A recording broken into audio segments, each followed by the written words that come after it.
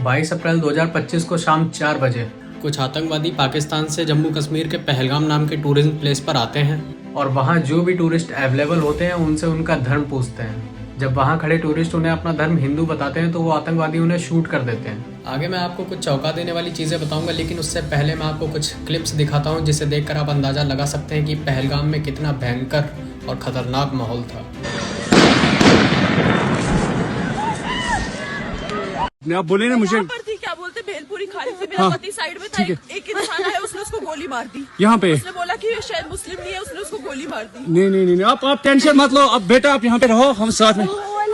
Madam ये जो वहीद साहब है प्रेसिडेंट, आप टेंशन मत लो। मेरे पति का बच्चा लो। हम बचा देगा, कोई बात नहीं। भाई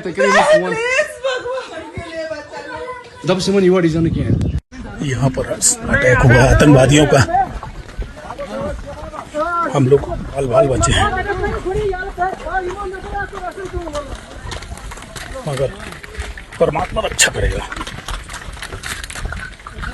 बुजुर्गों का आशीर्वाद, भगवान की कृपा से जरूर बचेंगे हम।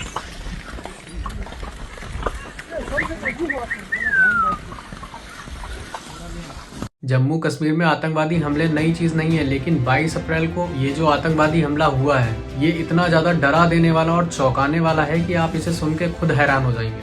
और पहलगाम नाम के टूरिस्ट प्लेस पर हुआ ये आतंकी हमला हिस्ट्री में एक और पेज को जोड़ देता है। चौंकाने वाला हमला इसलिए क्योंकि इस बार सिविलियंस के साथ साथ टूरिस्ट को भी नहीं छोड़ा जाता है। अभी रात के 2 बजे और पिछले 7 घंटों से इस अटैक को लेकर जो खबरें आ रही है उससे लोग काफी ज्यादा सरप्राइज है, क्योंकि जिस तरीके से इस बार हमला किया गया वो एकदम नए तरीके को दिखाता है। लोगों का भी यही कहना है कि जम्मू कश्मीर में आए दिन आतंकवादी हमले होते रहते हैं, लेकिन 25 साल में आज तक आतंकवादी हमला इस तरीके का नहीं हुआ जिस तरीके का पहलगाम नाम के टूरिज्म प्लेस पर हुआ है। साल 2001 में जब जम्मू एंड कश्मीर के स्टेट लेजिस्लेचर पर हमला हुआ था तब उसमें भी सिर्फ सिविलियंस मारे गए थे, और 2006 में जो डोडा पर अटैक हुआ था उसमें भी लगभग 25 लोग मारे गए थे, वो भी सिविलियंस थे। लेकिन अभी जो हम बात कर रहे हैं उसमें खबरों की माने तो लगभग 28 लोगों पर अटैक किया गया है। लेकिन उससे पहले बता दूं 2017 में अमरनाथ यात्रा पर जब अटैक हुआ था तो उसमें भी लगभग 8 लोग मारे गए थे। पर ये पहलगाम अटैक न्यू चैप्टर इसलिए है क्योंकि अभी तक जो खबरें आ रही हैं उसमें सिर्फ 28 लोगों के मरने की खबर आ रही है, और कहा जा रहा है कि इससे ज्यादा लोगों के भी मरने की आशंका है। इसके अलावा ऐसी खबर भी आ रही है कि इसमें 2 फॉरेनर्स मारे गए हैं। मैं आपको एक छोटा सा एग्जाम्पल क्या मैं आपको एक छोटी सी वीडियो क्लिप दिखाता हूँ जिसको देखने के बाद आपको पता चल जाएगा कि ये आतंकवादी हमला आखिर कितना भीषण था।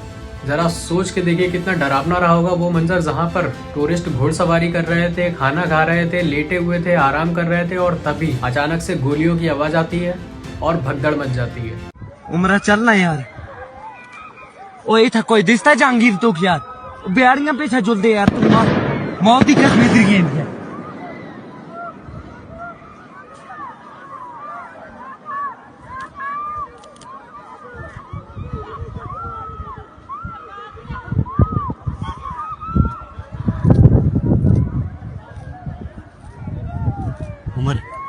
उमर वो ताजुल दे यार।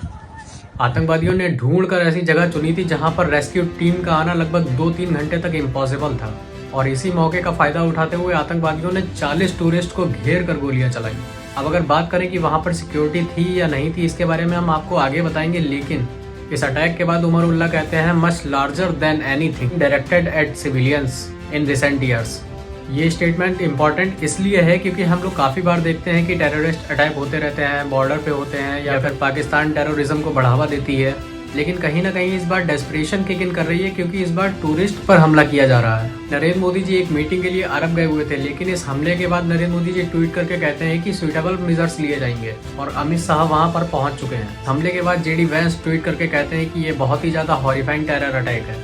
इसके बाद अमेरिका के राष्ट्रपति मिस्टर ट्रंप के साथ साथ रूस के राष्ट्रपति मिस्टर पुतिन कहते हैं कि हमें ये सुनकर बहुत ही ज़्यादा दुख है और हम हर तरीके से आपके साथ हैं, और ये बहुत ही ज़्यादा सेंसलेस किलिंग था। देखा जाए तो इस हिसाब से पूरी इंटरनेशनल कम्युनिटी इंडिया के साथ खड़ी हुई है, और इस इंटरनेशनल सपोर्ट का इंडिया कैसे यूज़ कर सकता है इसके बारे में भी हम बात करेंगे। लेकिन उससे पहले मैं आपको एक क्लिप दिखाता हूँ जिसमें एक टूरिस्ट मंजूनाथ आते हैं अपनी पत्नी पल्लवी के साथ। जैसे लाखों टूरिस्ट पहलगाम में घूमने आए थे, जब वहाँ पर टूरिस्ट एंजॉय कर रहे थे तभी वहाँ पर सिंगल फायर होती है और एक पर्सन मारा जाता है। इसके बाद दूसरी फायर होती है और दूसरा पर्सन भी मार दिया जाता है। इसके बाद गोलियों की बौछार होती है और टूरिज्म प्लेस पर भगदड़ मच जाती है।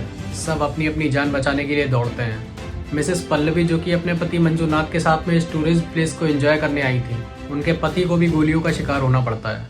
इसके बाद पल्लवी उस आतंकवादी से कहती है कि आपने मेरे पति को तो मार दिया है, आप मुझे भी मार दीजिए। तो आतंकवादी कहता है कि नहीं, हम आपको नहीं मारेंगे, ये दृश्य जाके आप मोदी को बताइएगा। लेकिन टेररिस्ट के इस बयान से एक चीज़ ये जरूर पता चलती है कि टेररिस्ट किस तरीके से टेररिज्म को बढ़ाना चाहते हैं, किस तरीके से वो हिंदू मुस्लिम करवाते हैं। अभी जो खबर आ रही है उस खबर के हिसाब से 3 आतंकवादियों के स्केच बनवा लिए गए हैं और उन आतंकवादियों को ढूंढा जा रहा है पूरे जम्मू कश्मीर में। इसके बाद पाकिस्तान अपने आप को इस टेरर अटैक से बचाना चाहती है। पाकिस्तान के फॉरेन मिनिस्टर कहते हैं कि नहीं, हमें इस चीज़ से कोई मतलब नहीं और ये प्लेस हमारी कंट्री से बहुत दूर है और हम यहाँ कैसे पहुँच सकते हैं। अपनी पार्टी से पूछो, अपनी सरकार को ब्लेम करो, हमारे ऊपर ब्लेम मत लगाओ। ये सारे बयान हैं पाकिस्तान के फॉरेन मिनिस्टर के। हालांकि पाकिस्तान वैसे ही कभी इन टेरर अटैक्स को लेके सामने नहीं आया है, क्योंकि पाकिस्तान जानता है कि अगर वो इन सारे अटैक्स की जिम्मेदारी लेगा या फिर उनके जो भी ग्रुप्स हैं वो इन अटैक्स की जिम्मेदारी लेंगे तो वो फिर से FATF में आ जाएंगे, यानी कि financial action task force. Pakistan का कहना है कि उन्होंने टेररिज्म को रोकने की कोशिश की है, उन्होंने मनी लॉन्ड्रिंग को रोकने की कोशिश की है, लेकिन एक्चुअल में ऐसा कुछ नहीं है। ये जो भी हमले हो रहे हैं उनका जिम्मेदार कहीं ना कहीं पाकिस्तान ही है, क्योंकि वही इन आतंकवादियों को पालता है और वही इन आतंकवादियों को बढ़ावा भी देता है। और पाकिस्तान ये इसलिए कहता है क्योंकि इंटरनेशनली उनकी बहुत ज़्यादा बेइज्जती हो रही थी, क्योंकि पाकिस्तान को सभी international agencies terror country declare करने वाली थी। तो अब आर्टिकल 370 आने के बाद पाकिस्तान ने सोचा कि हम एक हाइब्रिड वॉरफेयर वॉर डेवलप करेंगे। हम ये नहीं बोलेंगे कि ये आतंकवादी हमारे यहाँ से आए या लश्कर तौबा से आए या फिर किसी और आतंकवादी संस्था से आए हैं। पाकिस्तान ने सोचा कि हम इसे एक लोकल टेरर अटैक दिखाएंगे और इसीलिए पाकिस्तान इसे लोकल टेरर अटैक दिखाने की पूरी कोशिश कर रहा है।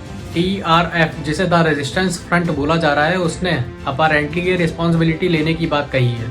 आर्टिकल 370 हटने के बाद जम्मू कश्मीर की आर्मी मानो बहुत ज़्यादा लूज हो गई है, क्योंकि आतंकवादियों का पहलगाम में आना और लोगों को मार के सेफ्टी से चले जाना ये कहीं ना कहीं सिक्योरिटी की बहुत बड़ी लापरवाही रही है।